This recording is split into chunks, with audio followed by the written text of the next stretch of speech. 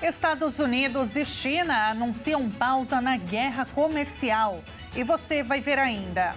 Hamas anuncia a libertação de refém israelense americano e Netanyahu insiste em ofensiva militar em Gaza. E ainda, presidente Lula anuncia 27 bilhões de reais em investimentos da China no Brasil.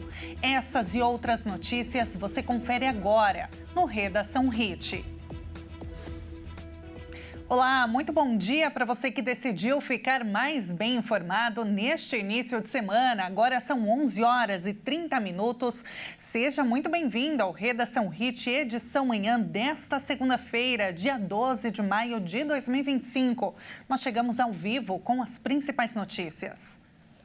Os Estados Unidos e a China anunciaram uma pausa de 90 dias na guerra comercial iniciada pelo presidente Donald Trump. Representantes dos dois países se reuniram no final de semana na Suíça e tiveram negociações bem-sucedidas. Os Estados Unidos e a China anunciaram nesta segunda-feira uma suspensão de 90 dias da maioria das tarifas que haviam adotado, o que representa uma pausa na guerra comercial. As duas maiores potências econômicas do planeta divulgaram um comunicado conjunto após 2 dias de negociações em Genebra.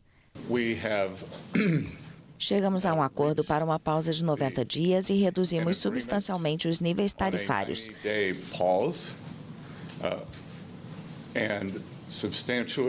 Ambos os lados das tarifas recíprocas reduzirão as tarifas em 115%. A suspensão vai entrar em vigor até 14 de maio.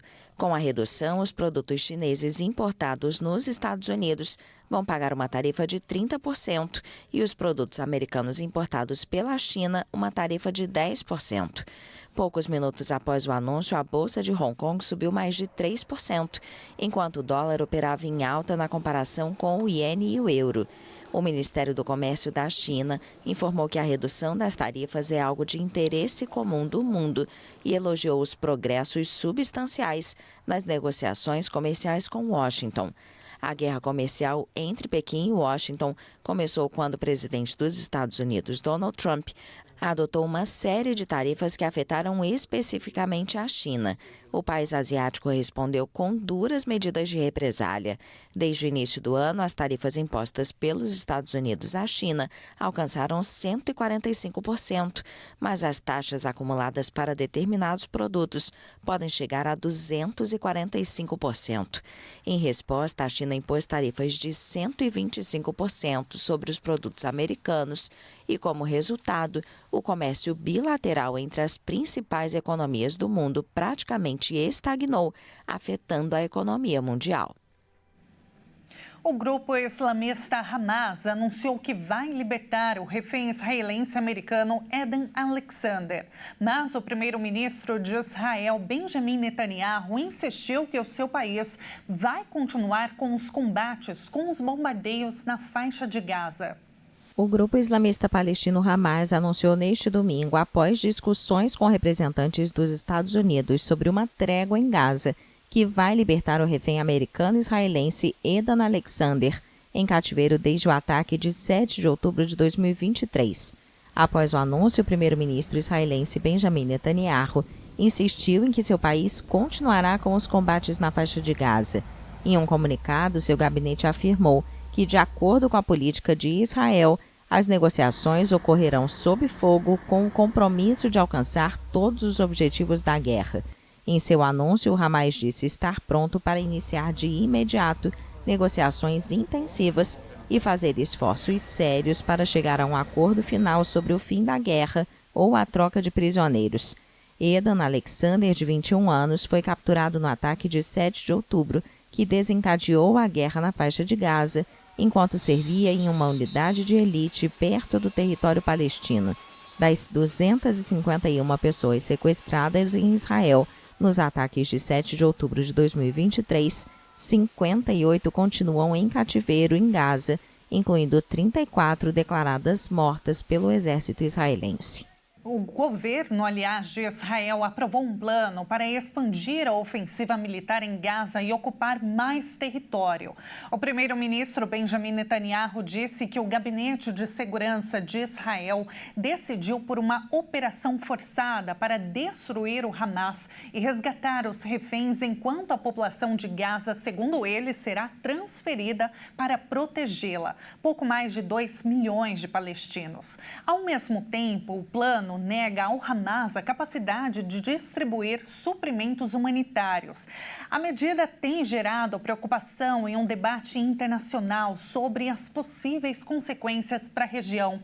Para falar sobre esse assunto e ainda sobre a suspensão das tarifas entre Estados Unidos e também a China, nós vamos conversar agora ao vivo com a professora doutora em Direito Internacional, Priscila Caneparo. Professora, bom dia. Muito obrigada mais uma vez por aceitar o nosso convite. Bom dia a todos e todas. É um prazer estar aqui novamente. Professora, foram semanas, as últimas semanas, aliás, os noticiários foram bombardeados, por essas tarifas. Estados Unidos anunciava uma tarifa, a China retalhava e ficava nesse vai e vem. E agora, finalmente, parece que os dois países vão entrar em um acordo. Essa medida, ela é temporária, para que os dois cheguem em um consenso das tarifas, é isso? Isso, vamos lá. Essa suspensão de tarifação mútua entre Estados Unidos e China, ela não é permanente. Então, basicamente, o que ficou acordado que seria que por 90 dias haverá uma suspensão das tarifas inicialmente opostas pelos Estados Unidos e pela China, em detrimento justamente dos valores de 30% dos produtos vindos da China ingressando nos Estados Unidos serão taxados e, no caminho contrário, os produtos estadunidenses serão taxados em 10% quando chegarem na China. O que a gente precisa entender? A gente precisa entender que esse contexto, efetivamente, de se chegar em um consenso, ainda que temporário, veio de intensos e profundos debates multilaterais ocorridos em Genebra, na Suíça, nesses últimos dias. E, de fato, a China falou, nós precisamos ter um consenso definitivo, mas nós não podemos ficar nessa insegurança.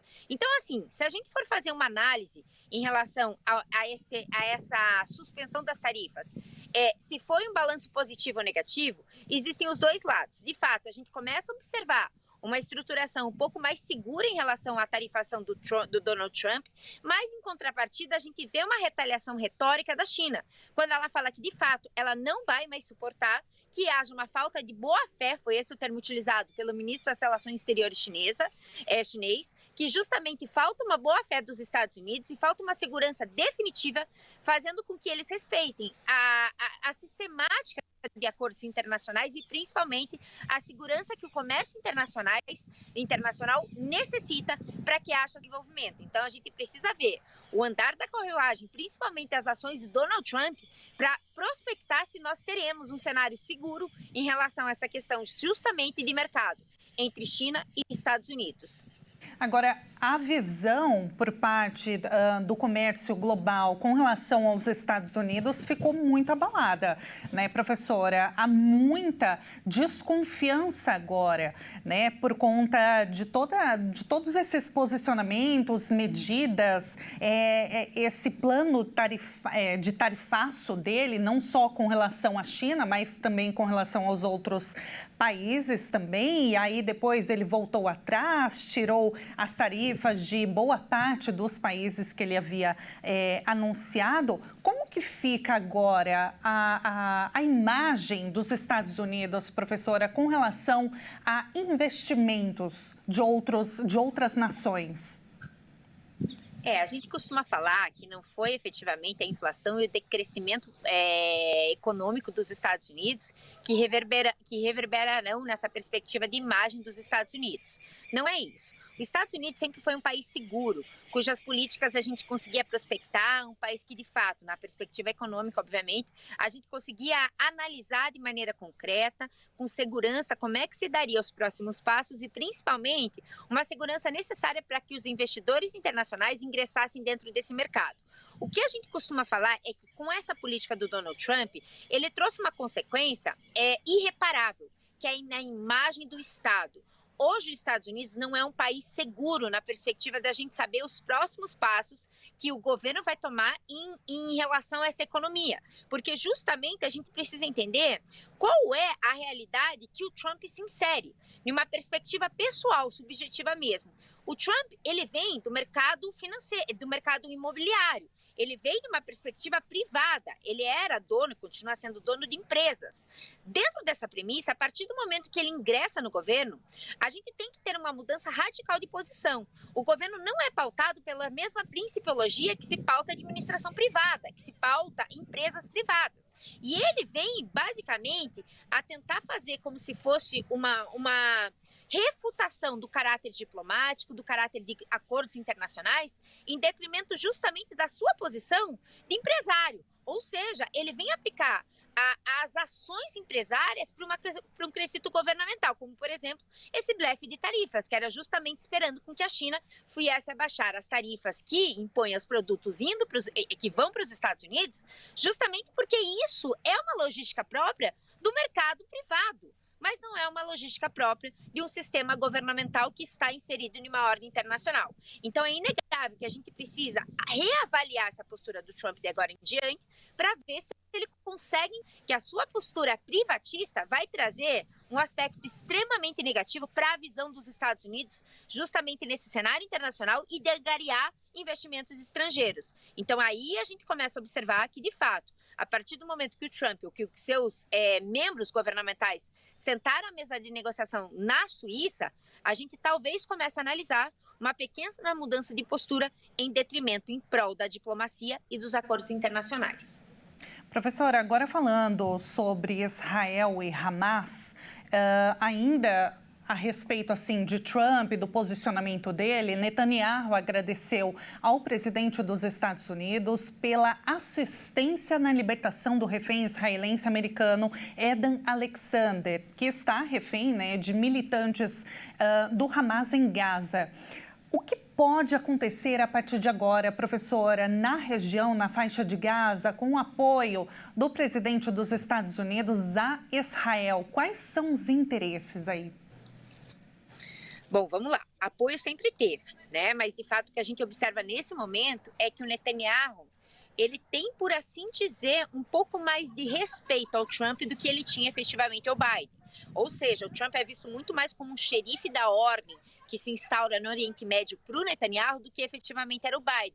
A gente via que o Netanyahu ele tomava atitudes muito individualistas, sem se preocupar com a tomada de posição e principalmente com o posicionamento do governo dos Estados Unidos à era democrata. Nesse momento, a gente vê que o Trump assume um papel de protagonista. Tanto é verdade que a gente costuma falar que a partir do momento que o governo Trump conseguiu um acordo com o Hamas, ele deixou de lado, ele deixou de escanteio o governo Netanyahu. Isso, ainda que o Netanyahu fale, esteja agradecido, a gente observa, denota claramente uma postura de perda de poder de diálogo do Netanyahu, do governo de Netanyahu. E nesse sentido, aí a gente precisa fazer uma análise mais acurada. Primeira análise.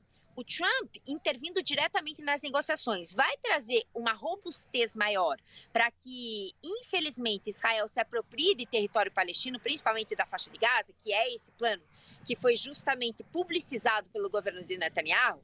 Se sim, aí a gente tem um problema, porque de fato existem outros atores no contexto internacional que vão poder intervir nessa postura, que é, por exemplo, o Irã, como a gente observa por intermédio dos Houthis no Iêmen, existe também a própria Rússia e existe principalmente a China, que já se opôs veementemente com esse papel justamente de Israel tomar a faixa de Gaza. Agora, se o Trump ficar somente nessa perspectiva de acordo para a libertação dos reféns ou do refém que é efetivamente estadunidense, a gente vai observar que talvez a gente possa ter um regresso nessa postura de Netanyahu em relação a essa tomada da faixa de Gaza. Então, a análise nesse momento é crucial para que nós entendamos qual vai ser a consequência dessas últimas falas do governo de Netanyahu em relação à faixa de Gaza a partir da postura do governo Trump, porque a gente sabe que existe uma retroalimentação entre Israel e Estados Unidos, ou seja, ambos se apoiam no cenário internacional. Mas aí a gente precisa ver se essa postura do Trump negociar diretamente com Hamas vem a ser um afastamento do governo de Netanyahu ou um fortalecimento das ações que Netanyahu pretende desenrolar. Agora, professora, com relação à situação na região, é muito crítica, né? É muito triste mesmo. No comecinho de março, no dia 2, Israel ele fechou todas as passagens para Gaza, impedindo a entrada de todos os produtos, incluindo alimentos, combustível, medicamentos. Retomou a ofensiva militar 2 semanas depois, encerrando aquele cessar-fogo de 2 meses com o Hamas. Como que está a situação para a população, professora? Porque a ONU diz que Israel é obrigado, de acordo com o direito internacional, a garantir os suprimentos para a população palestina, né? A população de Gaza, que é quase toda deslocada. Israel, por outro lado, diz que está cumprindo, né, esse direito internacional e que não há escassez de ajuda humanitária, o que a gente não tem visto.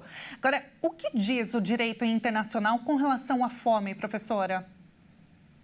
Bom, vamos lá, tá? Ainda que Israel, vamos partir da premissa, Israel não faz parte do Tribunal Penal Internacional. E o Tribunal Penal Internacional ele foi criado por um estatuto que se chama Estatuto de Roma. Então, Israel não é signatária desse Estatuto de Roma. Porém, o Estatuto de Roma ele prevê a tipificação, o conceito, vamos colocar aqui, de 4 crimes internacionais, que é o crime de genocídio, o crime de guerra, o crime contra a humanidade e o crime de agressão. Ainda que esses 4 tipos estejam tipificados, estejam conceituados no Estatuto de Roma, a gente chama esses 4 tipos de crimes internacionais, cujos quais nenhum Estado pode cometer, ainda que não seja parte do Tribunal Penal Internacional. Essa é a grande sacada para a gente entender como Israel está violando, sim, o direito internacional. Israel não precisa fazer parte do Estatuto de Roma para se ver na necessidade de cumprir com essa obstrução de prática de crimes internacionais. Por que eu estou falando isso? Porque a gente sabe que existe uma tática de guerra, que é a utilização justamente do crime de extermínio em relação à falta de suprimentos, à falta de medicamentos, à falta de alimentos e à falta de água em território de outro Estado, justamente para fazer com que esse Estado venha a se deteriorar, a qualidade da sua população venha a se deteriorar e que fique mais fácil justamente a tomada de controle desse Estado. Então é inegável, não existe qualquer dúvida no direito internacional que Israel, sim, está violando esse direito internacional, está cometendo um crime chamado crime contra a humanidade, tipificado no artigo 7º do Estatuto de Roma, que vem a ser, em sua hipótese, o crime de extermínio, que é quando não se dá ou não se possibilita com que haja um ingresso de suprimentos para uma determinada população, medicamentos, alimentos e água. É o que está acontecendo na Palestina, ou seja, essa vem a ser uma tática de guerra para além das invasões das invasões terrestres e dos ataques aéreos que Israel tem promovido na faixa de Gaza. Hoje a gente observa também que existe aí um ataque de crime contra a humanidade, deixando com que a população morra de fome, morra de sede e principalmente morra com a falta de suprimentos médicos. Então, de fato, Israel está sim violando o direito internacional.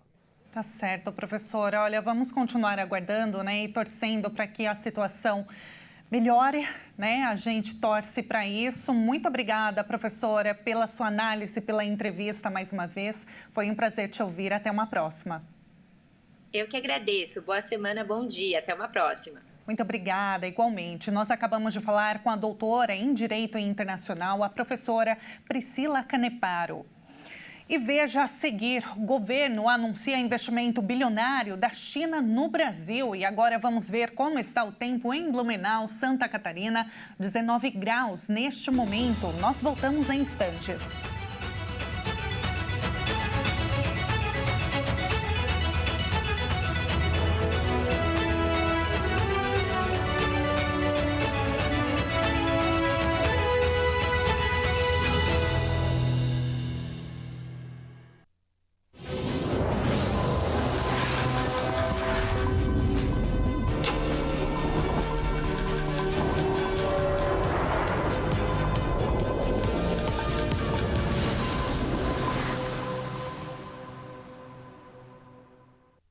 Nós estamos de volta a 11 horas e 51 minutos agora.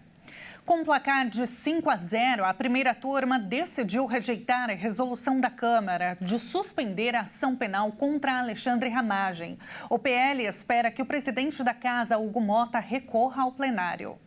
A decisão tomada por unanimidade pela primeira turma rejeitou a resolução que travava a ação penal do golpe, beneficiando não só o deputado Alexandre Ramagem, do PL, do Rio de Janeiro, mas também o ex-presidente Jair Bolsonaro. O presidente da Câmara, Hugo Mota, disse que a diretoria jurídica vai analisar o parecer assim que for formalizada oficialmente na terça-feira para decidir se vai ou não recorrer. O líder do PL, Sóstenes Cavalcante, disse que, como foi uma resolução aprovada por 315 deputados, ampla maioria, a expectativa é que Mota tome a iniciativa de recorrer em nome da casa. A resolução aprovada pelos deputados estendeu também os efeitos para os demais réus da ação penal, incluindo Bolsonaro, o que é classificado como inconstitucional. Dentro do STF, a avaliação é que, se o plenário for acionado, a decisão da primeira turma será mantida por ampla maioria. O entendimento dentro da corte é de que a suspensão é flagrantemente inconstitucional e que até os deputados sabiam da ilegalidade da medida, principalmente o presidente Hugo Mota. E a deputada Carla Zambelli está a um voto de ser condenada a 10 anos de prisão em regime fechado por invadir os sistemas do Conselho Nacional de Justiça. A defesa disse que vai recorrer da decisão, com voto da ministra Carmen Lúcia, que afirmou que as ações dos réus visaram enfraquecer a democracia. 4 dos 5 ministros já se posicionaram pela condenação. Resta apenas o voto do ministro Luiz Fux, que tem até o dia 16 para registrar a sua decisão no sistema. Se a decisão se confirmar, a sentença de Zambelli será de 10 anos de prisão em regime fechado, além da perda de mandato e inelegibilidade. Na denúncia, a Procuradoria-Geral da República afirma que Zambelli e Walter Delgatti articularam ataques coordenados contra o sistema do CNJ, com o objetivo de colocar em dúvida a legitimidade da justiça e incitar atos antidemocráticos. A acusação é de que Zambelli teria orientado o hacker a invadir o sistema do órgão para produzir um mandado de prisão falso contra o ministro Alexandre de Moraes. E o governo brasileiro oficializou hoje um investimento de 27 bilhões de reais da China no Brasil. O número foi citado por Jorge Viana, presidente da Agência Brasileira de Promoção de Exportações, Apex Brasil, após um fórum entre empresários brasileiros e chineses em Pequim. E agora a gente encerra esta edição, mas antes nós vamos encerrar com imagens ao vivo de Salzburg, na Áustria. Por lá agora são 16 horas e 54 minutos, abrindo tela agora para a gente ver a vista do Pico Geisberg. Este local ele serve como um ponto de partida ideal para parapente e asa delta, ostentando vistas inspiradoras e excelentes condições de voo. Essa é uma área alpina desafiadora, viu, para praticantes de esporte. Realmente é muito bonito, a gente vê de fundo as montanhas. É um lugar lindíssimo e vale a pena o turismo. A gente encerra a edição desta segunda-feira agora. Muito obrigada pela sua companhia. Uma ótima semana para você.